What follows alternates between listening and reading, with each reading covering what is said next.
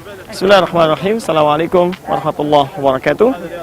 Sahabat muslim, kami bersama kawan-kawan, ya teman-teman kita semua sekarang sedang berada di satu tempat yang sangat bersejarah. Tempat di antara pertemuan antara pasukan orang-orang beriman dengan pasukan-pasukan kafir atau yang tidak beriman, yaitu di daerah Uhud atau dikenal dengan Jabal Uhud.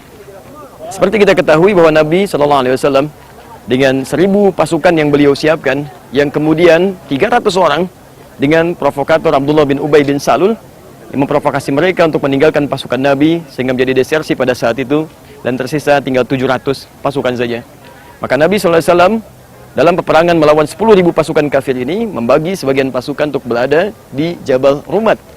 Tempat inilah yang diposisikan oleh Nabi SAW secara strategis untuk menempatkan pasukan pemanah yang bisa mengontrol ya peperangan dengan pasukan kafir.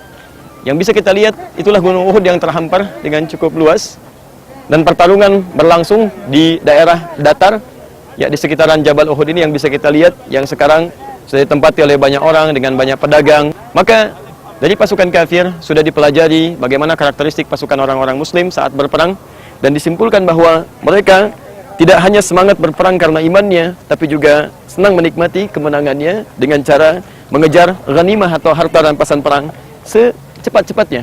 Tatkala Khalid bin Walid menyadari tentang keadaan itu, beliau kemudian membagi pasukan kafir kepada dua bagian utama.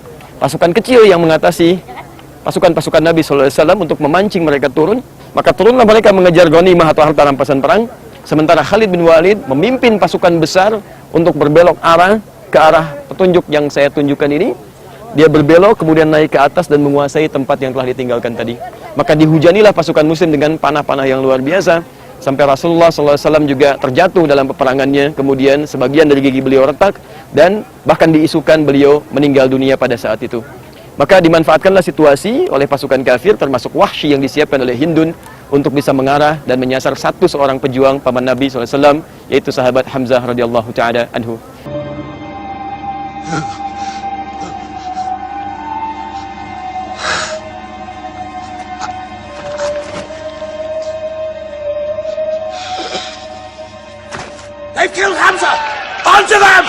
Maka wafatlah beliau. Kemudian secara singkat karena punya dendam luar biasa, lalu dibelahlah dadanya, diambil hatinya, lantas dikunyahlah pada saat itu.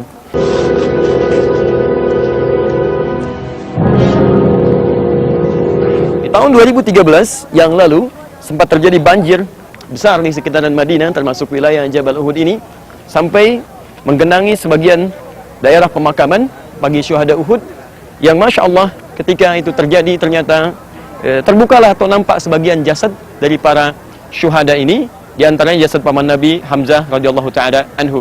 Dan gubernur Madinah pada saat itu mengundang para ulama untuk meminta fatwa bagaimana tentang posisi jasad ini yang telah bergeser dari tempatnya, apakah dikembalikan ke tempat semula atau tetap di tempat bergesernya. Dan Masya Allah ketika para ulama menyimpulkan untuk dipindahkan kembali ke tempat asalnya dan akan diangkat dipindahkan, selain jasadnya masih utuh selama belasan abad yang lalu, dan juga terjadi peristiwa yang sangat luar biasa. Jasad sahabat Hamzah radhiyallahu ta'ala anhu ketika akan dipindahkan, ternyata dari dada yang terbelah itu masih keluar darah segar yang ditampilkan oleh Allah Subhanahu wa taala sebagai ibrah untuk kita semua. Quran surah ketiga Ali Imran ayat 169. Wala tahsabanna alladziina qutilu fi sabilillahi amwat bal ahya'un 'inda rabbihim yurzaqun. Jangan Anda kira bahwa setiap yang wafat di jalan Allah wafat begitu saja, tapi Allah akan hidupkan kembali mereka di alam kuburnya dengan suasana yang lebih indah, dengan limpahan nikmat yang lebih berkah. Inilah Uhud dengan segala gambaran peristiwanya. Di tempat ini pula dalam perjalanannya Al-Maidah 51 diturunkan sebagai pengingat kepada kita bagaimana bahayanya orang-orang munafik, dan juga bagaimana iman kita bisa ditingkatkan kepada Allah Subhanahu wa taala. Semoga kita termasuk bagian di dalamnya dan diwafatkan dalam keadaan syuhada insyaallah. Assalamualaikum warahmatullahi wabarakatuh.